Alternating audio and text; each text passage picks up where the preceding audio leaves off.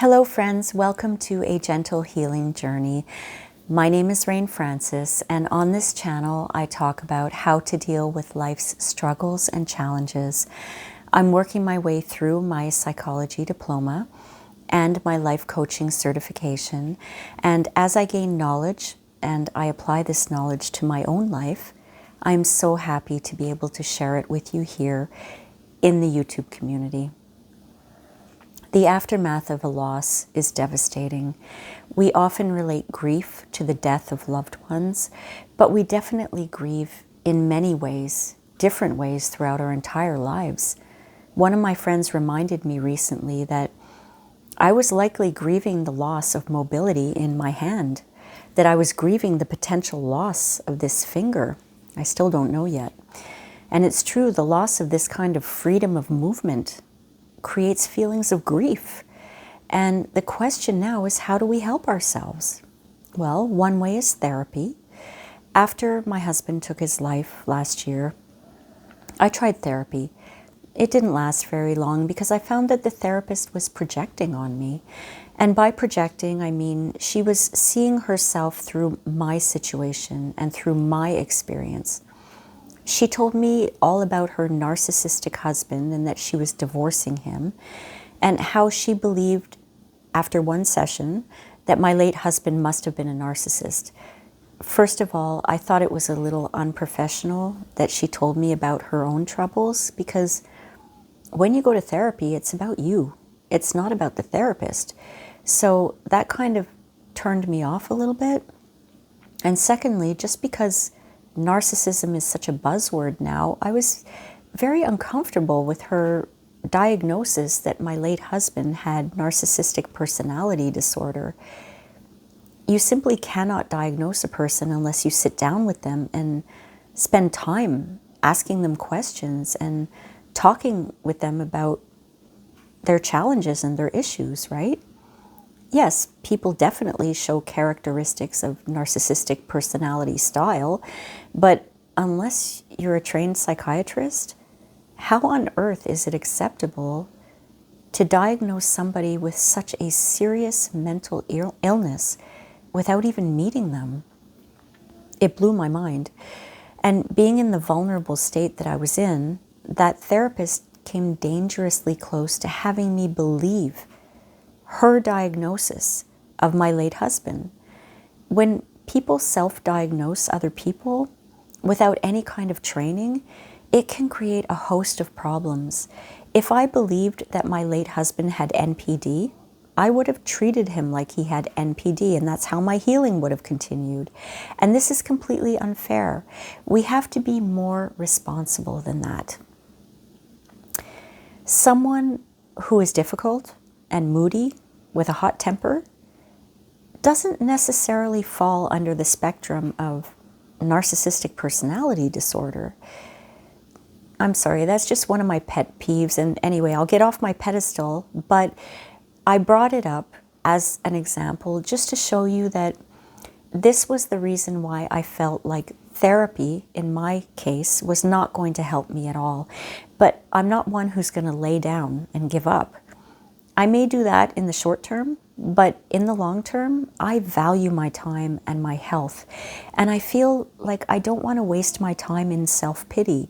And this is not a reflection on how others go through the grieving process at all.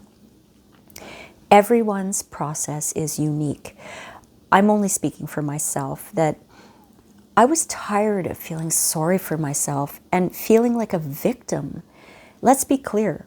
I was a victim of an abusive relationship, but I didn't want to live my life behaving and feeling like a victim and feeling sorry for myself. So I knew that I had to do something about it. If I wasn't going to get help through professional means, I was definitely going to take care of it on my own. I will be very transparent and admit that I spent the first few weeks drinking a lot of alcohol. For me, this was what seemed logical at the time, a necessary escape. The emotions that I was feeling were so overwhelming that I didn't think I could handle them. I needed to escape from them. It's very complicated because not only did he died by suicide, and I found him. Plus, he didn't leave me a goodbye note. And he did leave me a list of chores to do on his behalf. He left me as the executor of his estate, which created a lot of work for me. And he sent me pre-scheduled emails that were very unemotional, that basically were telling me what I could and couldn't do. So all of this put together was just too much for my emotional health. And I'm in no way saying it's a healthy way to escape, to drink, but that's what I did for the first few weeks. And I would suggest you not take that route, but I wanted to be honest about this. It did help me to escape, for sure, but it was detrimental to my health. So at some point I realized that I had to stop escaping, and I had to face the reality of my situation. So how did I help myself? Well, I did a lot of little things every day that helped me, and I'm going to share them with you today.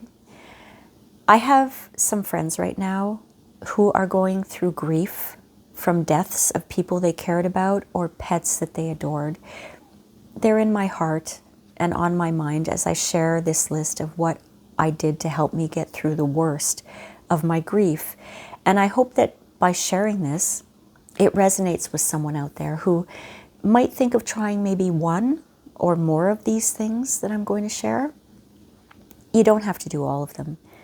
You can pick and choose what might work for you, but above all, be gentle with yourself. The grief process is different with every person. You can't rush through it. It's just going to happen as it happens. At some point last fall, I think, I thought I was doing great. I thought I turned a corner. And then I had a memory that brought my anger up to here. And it brought me right back into that phase of grief.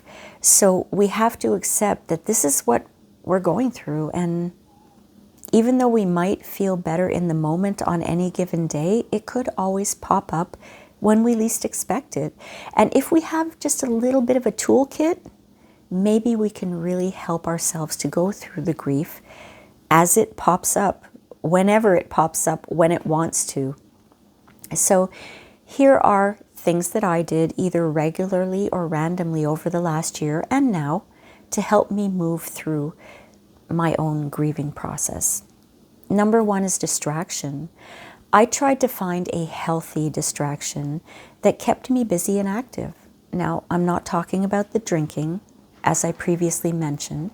I'm talking about a healthy distraction. My late husband had indicated that he wanted his ashes to be buried under a specific tree on my property.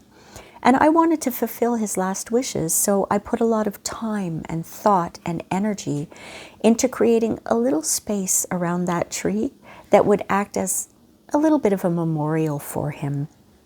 It kept me outside, it kept me busy, and it kept me physically active. And I have to say that this really helped me a lot during the first few months after he passed away. Also, I was incredibly and overwhelmingly busy with his estate. He named me as his executor, and there was just so much to do to start the process of closing his estate. I made a video, and I will link it in the card above and in the description below, talking about what happens after you're named the executor of your late spouse's estate. Now, this was a duty that I didn't particularly enjoy, but it definitely kept me very busy. Number two is laughter.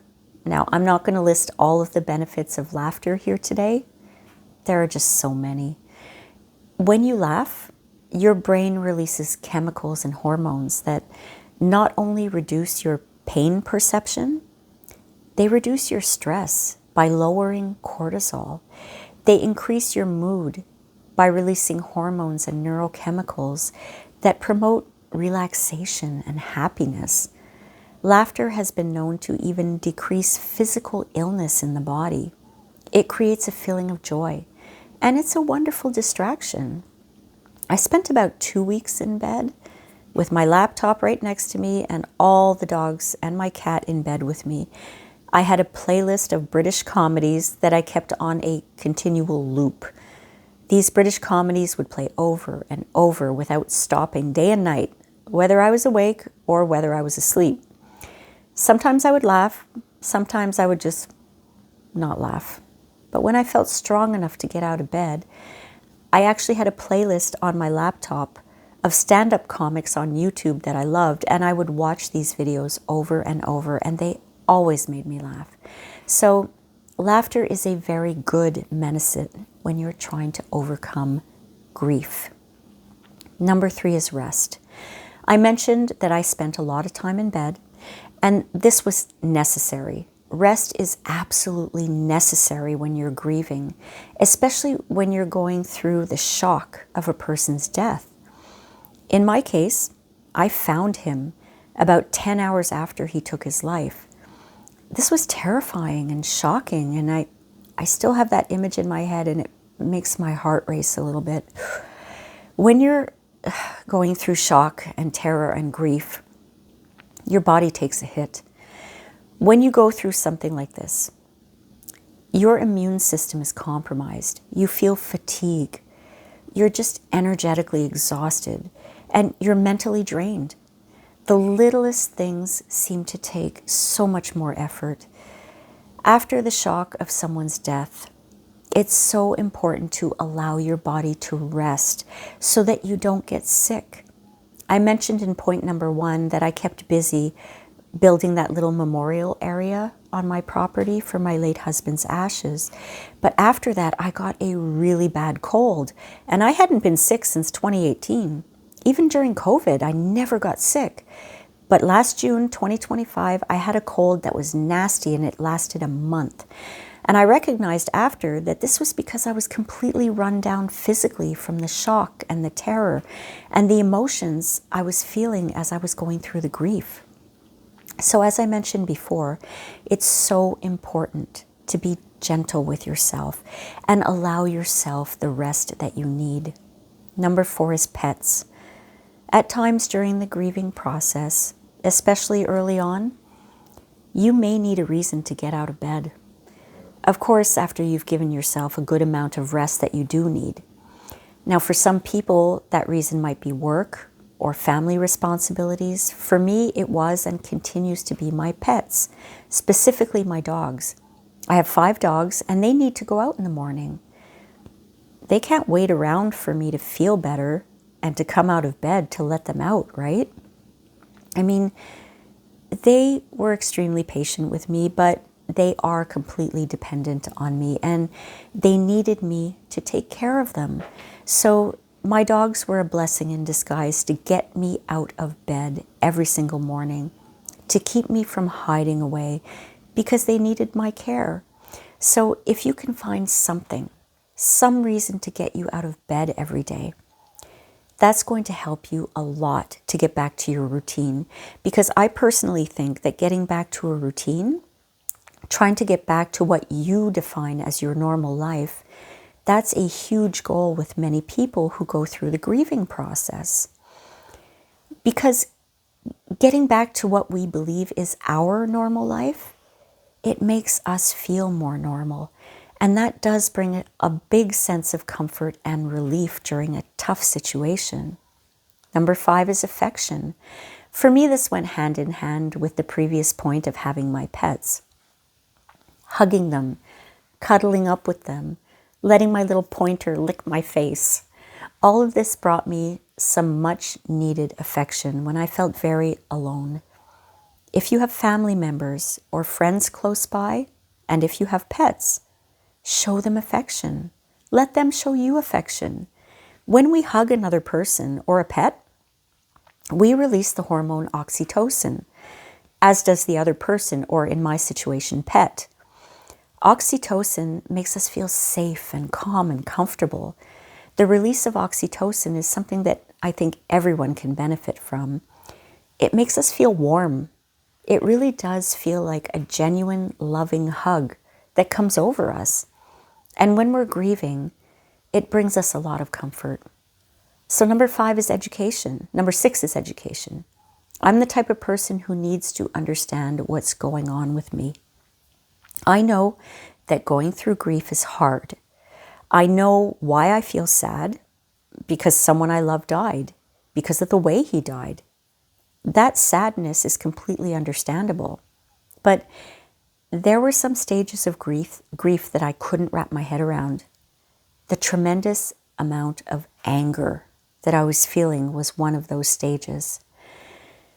One of those things that I couldn't understand. Why was I so enraged with him? Of course, because he didn't treat me right a lot of the times during the relationship, I figured that must be it. But there was more to it than that. And I mention a lot about anger in a 3-video series that I created on anger management. And again, I'm going to link that up in the cards and also in the description below if you're interested. So I decided to read books and take courses on anger and grief and trauma, just to help myself better understand what my brain and my body was going through. I think with better understanding, I was able to put together my own program, for lack of a better term, to help myself go through the grieving process. Another thing that I did was I restarted my psychology diploma. You know, learning about human behavior, especially about personality disorders and mental health challenges, it really helped me to understand what I'd gone through the previous 12 years and what I was going through. It helped me to find compassion for my late husband's behavior. It didn't excuse it or make it feel better or justify it, but it helped me to understand it more.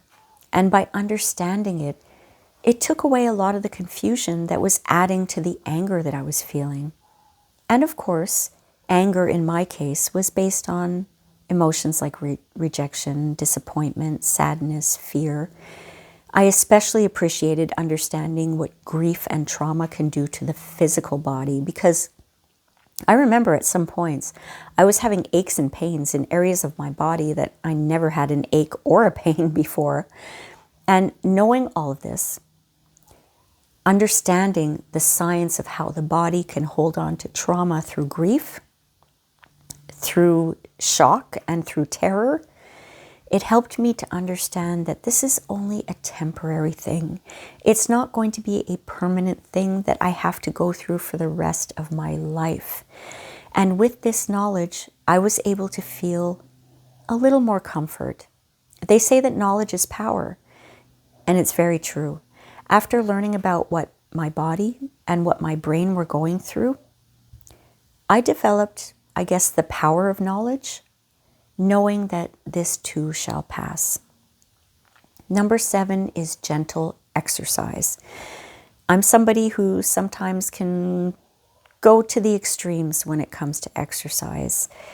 I've been known to work out from 3 up to 5 hours every day. I haven't done that in a long time, but I have to say that after my husband died, I was very tempted to jump on my mini trampoline and spend the entire day jogging. It was a little bit of escapism for me, and I guess metaphorically I was running away, fight or flight. I made the choice to do gentle exercises instead of hard cardiovascular, high-impact aerobic exercise. Now this involved going for walks, doing a lot of stretching, doing Tai Chi, and slow jogging and walking on my mini trampoline as I watched a couple of documentaries on YouTube. And moving the body, being active, it's so good for your mood. It increases your level of joy, and it brings down cortisol levels for stress management. Exercising every day also helps you to fall asleep because you're tiring out your body. Exercise is something that a lot of people find an excuse not to do. Maybe they can't find the time or don't want to put in the time to do it, but it's so important for every aspect of our lives. If you think of our ancestors, they were built to move. They had to find their food. They had to run from predators. They had to build their homes, often having to move from place to place to stay safe. Our bodies were just not meant to sit or lie down for 20 hours a day. If you want to go for a 1-hour jog, I say go for it. But in my case, my body was already kind of in a state of disorder and weakness, so I had to be very careful with the hardcore exercise. Doing gentle exercise really helped me to keep my mind focused on what I was doing, rather than ruminating and being nostalgic about bad memories. Number 8 is prayer. For those of you who have a belief system that there is more to life than what we see, you know the power of prayer. I believe in something other than what's right here, right in front of me. I do believe in an afterlife, and I'm somebody who prays every day. I am grateful for being on this earth. I am grateful for having my life. I'm grateful for everything that I've been through, good and bad. And I thank Spirit every day for all that I've been given, for all of my blessings. I did a lot of prayer, and I still do, asking for guidance, thanking Spirit for my life lessons, just having what I call my walk and talk with Divine. I would go out walking with my dogs or just walking by myself on my property here, and I would talk out loud to Spirit. I would just have a one-on-one conversation with the Divine. It brought me a lot of comfort. And for those of you who believe in the power of prayer, you feel that comfort and you know this comfort. I actually gained a lot of insight by practicing prayer. I made a lot of realizations as I was praying to Spirit. It was really very, very helpful for me. Number 9 is removing reminders. One thing that I found very important to do, as soon as I was able to, was to remove all reminders of him from my environment at home. Now, my goal was not to erase him, but the constant reminders of seeing his stuff, or even the gifts that he had given me, brought me back into profound sadness, anger, and fear and disappointment. I don't believe that we should have reminders around us of people who have passed away or who we've lost if it causes us distress. If it causes us comfort, that's great. Keep them around. But for me, those reminders were just causing me a lot of distress. So as soon as I was able to, I sorted through his belongings and I put them into piles. Keep in boxes in the basement to figure out what to do with, give away to charity, recycle, or garbage. This was a cathartic process for me because I was able to say goodbye to him with everything that I either put in a box, gave away, or got rid of. I still have a lot of boxes in the basement that I have to go through, but that's okay. They're not in my immediate environment anymore, where I see these things every day. There are gifts that he gave me that I found very useful in my everyday life, or things that I found were very, very pretty to look at, but seeing them on a regular basis was not healthy for me at that time or now. Those things I have put in boxes in the basement as well, and I'll revisit them at a later date just to see if I want to keep them or not. I feel that with time, any attachment that I have to them, those things, sentimental value, it's going to ease with time, and I'll be able to make a better decision as to whether I want to keep the item or get rid of it.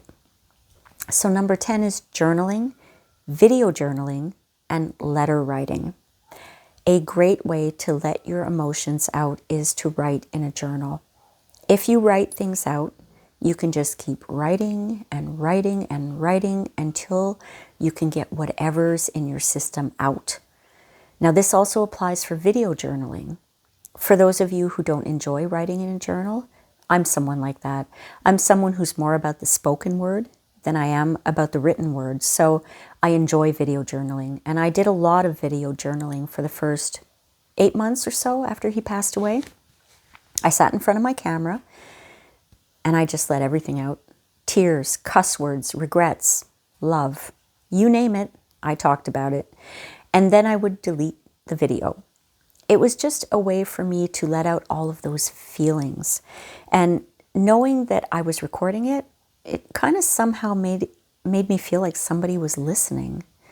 And some of the things that I was saying in the video journaling, they weren't necessarily things that I wanted to share with any other human being. So I did these video journals knowing that I could say whatever I wanted, anything that I wanted, and this helped me a lot. I also wrote letters to him. I wrote physical letters to him. One was a love letter. One was a letter of regrets. One was a letter of expressing my anger, talking about how he didn't give separation a chance. I was very detailed about how I was feeling and what I had expected from him in the relationship and how I felt about him. And sort of as a ritual, I took the letters and I tossed them into the wood stove and I burned them after. I did this many times, different types of letters with different tones and different subjects that I wanted him to know about. The difference between journaling and my letter writing was the journaling was all about my own feelings and things that upset me and things that I didn't understand. The letter writing was me directly talking to him through my written words. Both of these things really, really helped me a lot. Number 11 is being in nature. Nature is therapy. If you have the opportunity, get yourself out in nature, at least for a few minutes every day. And by nature, I just mean not being in a windowless building.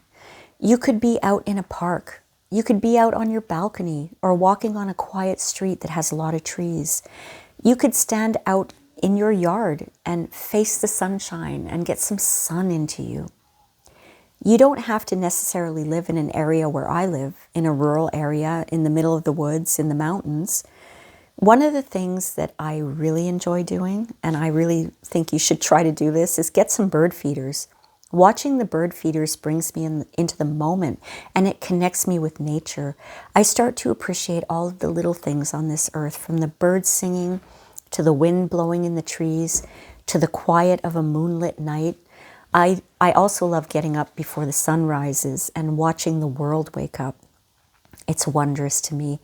And getting some fresh air every day is also great for your mood. I can't stress this enough, to get outside every day. And if you can, in a very natural environment. And if you take long walks in nature, it's good. It's good for you. It's good for your mood and for your body.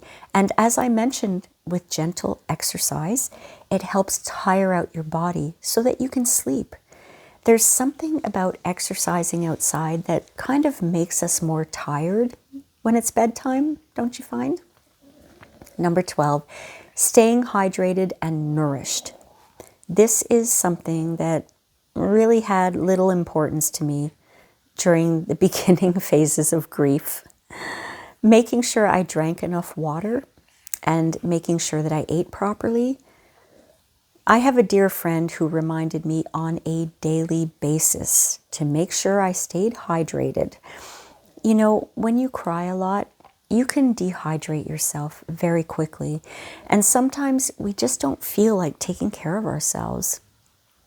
We can't be bothered, or we just don't have the energy. But I took her advice and I made sure to hydrate myself every day. Okay, so the first 3 weeks, my idea of hydration was a bottle of wine, but I'm not recommending that. I'm being absolutely serious about hydration. Drinking enough water or clear liquids to keep hydrated. Also, avoiding things like junk food and processed food is important as well. The grief and the shock is already compromising your immune system and your physical wellness. So making sure that you eat properly, food that is nutritious and good for your body, it's so important. Someone like me who has a host of digestive issues could have easily fallen back into that pain and discomfort because of a lack of taking care of myself with the proper nutrition. But I forced myself to make sure that I had all of the food that I needed for my body to stay healthy. There were some days that I didn't eat at all, though. I remember that. I had no appetite. And fasting is okay. It's usually good for your body, for your physical and your mental health. But when you're going through grief, Fasting may not be the way to go. It may not be something you should be doing because you need to build your strength. You need to hold your strength. You need to keep your body healthy so that you don't become vulnerable to disease and illness. When we're distressed and in grief, we tend to completely forget about keeping our bodies healthy and nourished. Number 13 is leaning on friends. For so many years, I kept very quiet about what was really happening in my relationship. I didn't want anyone to know that I was suffering, that I was with someone who treated me badly a lot of the times despite how much I loved him. I painted a picture of a fairy tale romance with a knight in shining armor. But what was going on behind the scenes wasn't a fairy tale at all. I felt a lot of shame. I felt embarrassment, and to be honest, I didn't want my friends to know. So it took a lot for me to come out of my shell and to start talking to people about the abuse that I had been suffering. And this continued, this feeling of wanting to be quiet. It continued after his death. I had a mindset where I didn't want to bother people. I didn't want to bring anyone down. I didn't want anyone to get sick of me talking about my pain. But what I wasn't understanding was that my dear friends wanted me to lean on them. They wanted me to open up to them. They wanted to help me because they love me. So this was a hard one for me. But I have a group of very close friends who I opened up to, and they were always there for me. They weren't judging me. They weren't offering unsolicited advice. They were listening, trying to relate, and allow me the space to open up my heart and my soul. This is very different from journaling, letter writing, and therapy. These are people who care about you and love you. These are people who have heard your story before. These are people who aren't trying to fix you. They just want you to feel better. And there's something so endearing in that, something so comforting. So don't be afraid to lean on those people who care about you because they want you to. They want to help you. Number 14 is aromatherapy. I'm going to show you a direct quote from the School of Aromatic Studies. I cannot possibly describe this in any better fashion than they really explain it. So here is the quote. The limbic system, our brain's emotional processing center, becomes hyperactive during grief. This includes the amygdala, which governs our emotional responses, and the hippocampus, which processes memories. This is why grief can feel so all-consuming and why certain triggers can suddenly transport us back to intense emotional pain. This is where the therapeutic potential of essential oils becomes particularly relevant. Our sense of smell is uniquely connected to the limbic system, offering a direct pathway to influence our emotional state and help regulate our nervous system. I personally know the power of scent and how it can help. When I was going through extreme anxiety, I would use essential oils in my aromatherapy diffuser, and I would feel a sense of calm overcome me after a little bit of time. During the grieving process, I specifically used bergamot oil. Bergamot has been known to reduce anxiety and improve your mood. It uplifts you and it calms you at the same time. And I just love the scent. I would have bergamot going for hours every day. And I believe it really helped me. It helped to calm my nervous system so that I could think somewhat rationally and make better decisions during the grieving process. I'm going to leave a link in the description below of the article that I found that was really helpful from that School of Aromatic Studies. This is where you can find information about the types of essential oils that you can use during the grieving process and what qualities they have. Now, another thing that I did was I treated myself to a very expensive bottle of perfume. The last time I bought perfume was 2013. I bought a bottle of perfume or cologne for my late husband, and he bought a bottle of perfume for me. But each of us chose the scent that we preferred on the other person. But this time, I bought the scent that I wanted to smell. It's a beautiful perfume by Christian Dior. I can't get enough of this perfume. It's a form of aromatherapy for me. I have it on all the time. When I put this perfume on me, not only do I enjoy the scent tremendously, but it also reminds me that I bought this just for me. I bought this so that I can enjoy the scent, and this brings me a lot of happiness, makes me feel very confident, and it brings me a sense of freedom, knowing that this purchase was 100% my choice. So number 15, doing things I'd avoided before. In my case, part of recovering from the grief, shock, terror of finding my husband dead was rebuilding my confidence. When you're in a prolonged situation where you're walking on eggshells and tippy-toeing around the other person, not knowing what's going to set them off next, it wears you down. It actually affects your self-esteem and it lowers your confidence. So as I mentioned previously, purchasing that perfume, it really helped me to build my confidence. But so did doing things that I'd avoided doing before. I made a lot of compromises in the relationship, and my husband did too, but he had a lot of dislikes, and I compromised by, for example, not cooking things he didn't like, not doing things, watching things, listening to things, or wearing things that he didn't like. Of course, we all compromise in our relationships, right? And usually we're happy to do it. But in my case, it just seemed like an overwhelming list of compromises that I had to make. But I did it. I wanted to keep the relationship going, so I did it. But once he passed away, I made the decision to start doing some of these things that I'd avoided doing before. And one of the things was that I listened to the soundtrack of a movie that was more or less banned from the house. I played it loud and I listened to it over and over and I danced to it. I'll admit part of it was probably a little bit of resentment mixed in with defiance. But for the most part, I just enjoyed hearing that soundtrack again. And I didn't feel like I had to listen to it in secret anymore.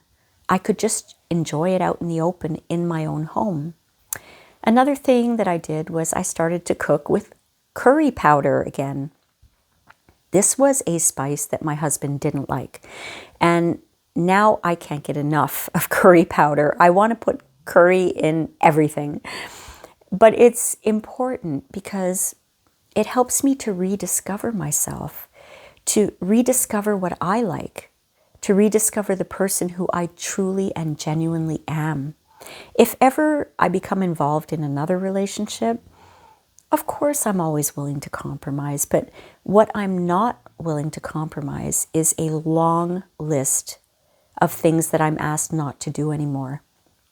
I want to be Rain. I want to be me. And in rediscovering myself and doing the things that I'd avoided doing before, really builds my confidence up.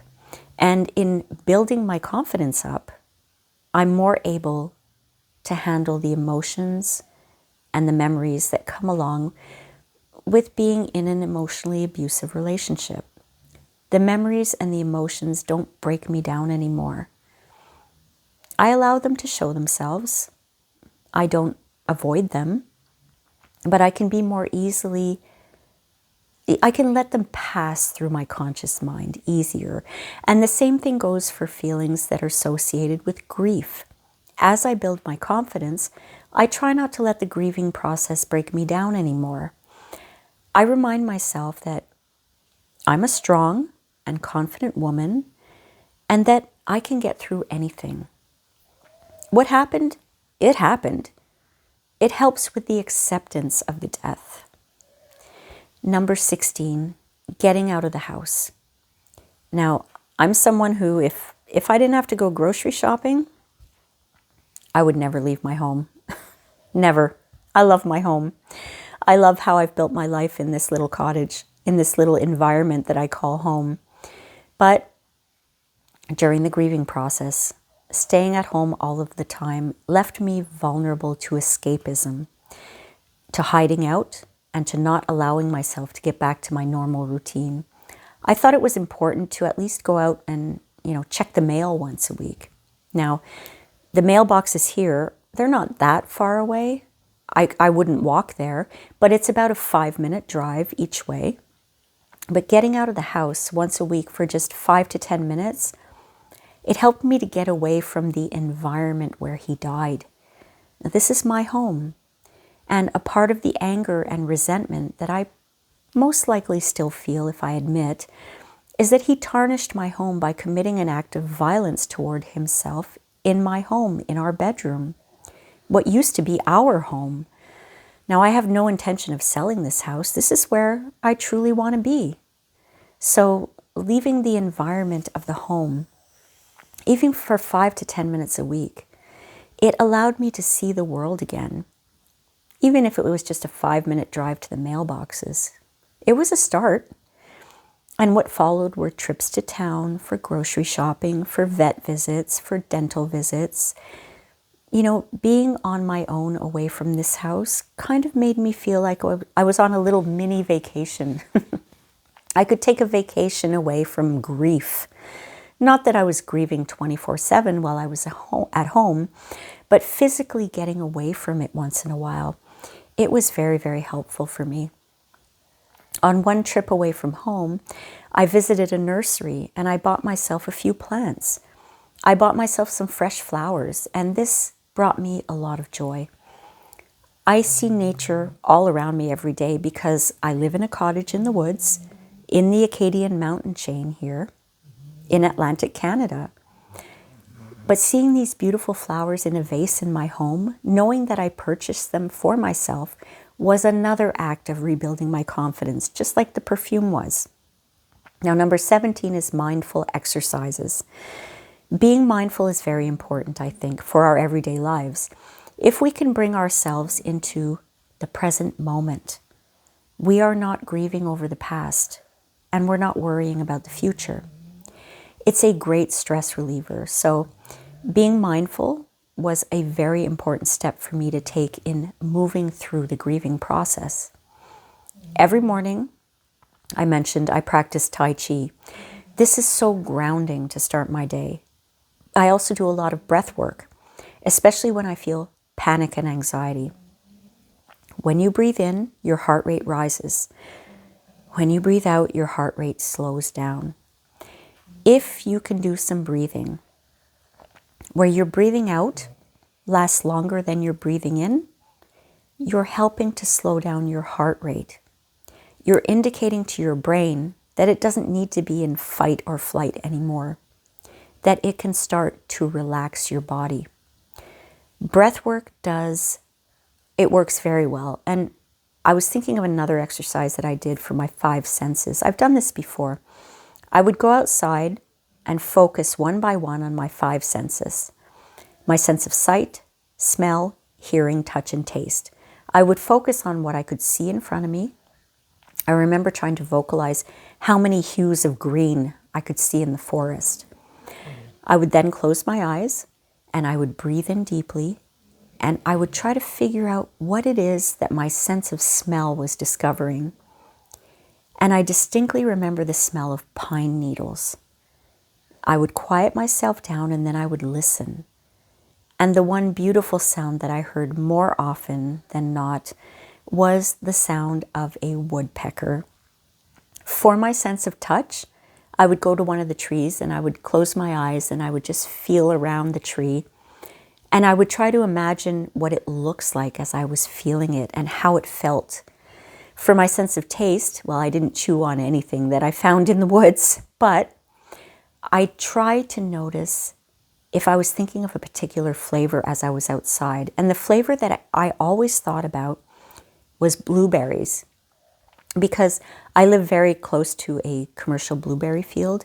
I think there are hundreds and hundreds of acres of blueberries. It's beautiful. And I have some of those plants on my land as well. I remembered picking fresh blueberries as I walked across my property, and I could imagine the taste of the blueberries as I chewed on them. Another exercise that I did was a bit of a trust exercise by using my senses. I would make sure I was in a place that was safe, where I couldn't fall down, or I wouldn't bump into anything, into a tree or trip over a rock or something. And I would close my eyes and I would walk a few steps, and then I would stop. And I would use my senses, and then I'd walk more and stop. I wanted to use all of my senses to direct me, to see if I could walk a distance without using my sight to guide me.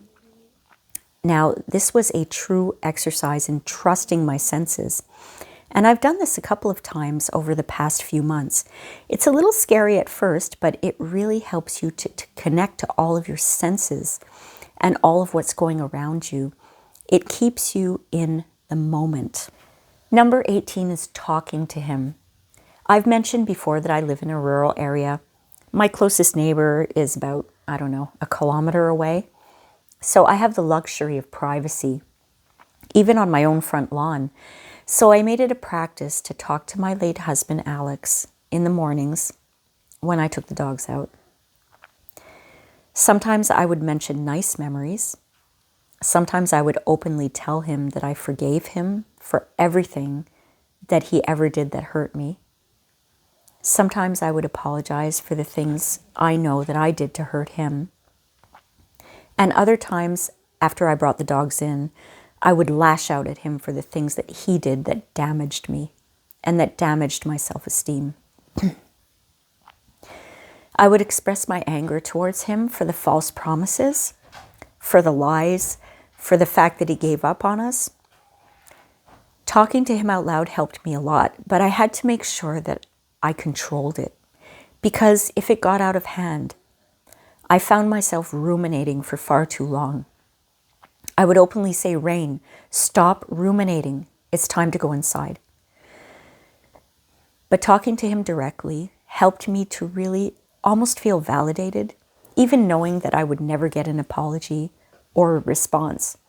It still brought me a little bit of validation. And it helped me to release any pent-up feelings that I had inside. Because when someone dies suddenly, you're left with a lot of things that you would have liked to have said to them, good and bad. And because I'm someone who believes in an afterlife, I believe that when I speak to him, he's listening to me. And this brings me comfort.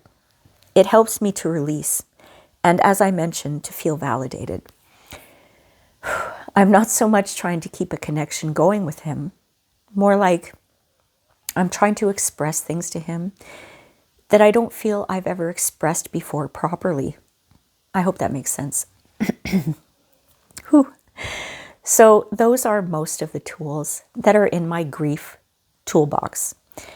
Practicing these things on a relatively consistent basis has helped me work through the distress, the disappointment, the anger, the sadness, you name it.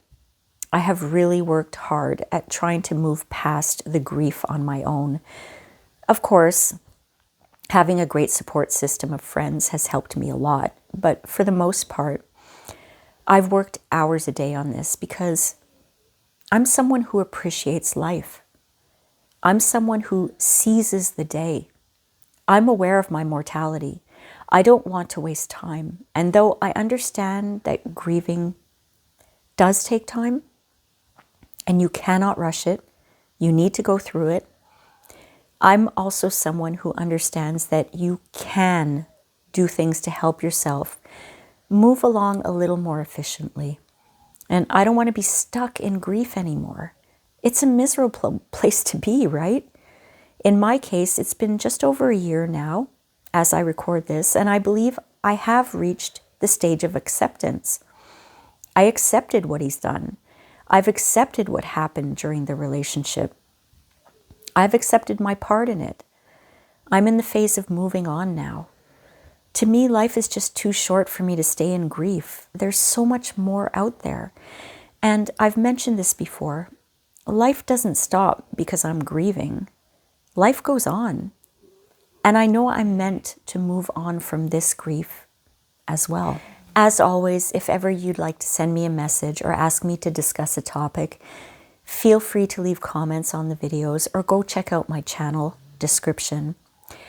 There, you'll find my email address, and I'll be happy to receive your email. So, my friends, I hope that by sharing this with you today, you were able to take something thoughtful from it. Thank you so much for watching. Please be well, and I'll see you next time. Bye.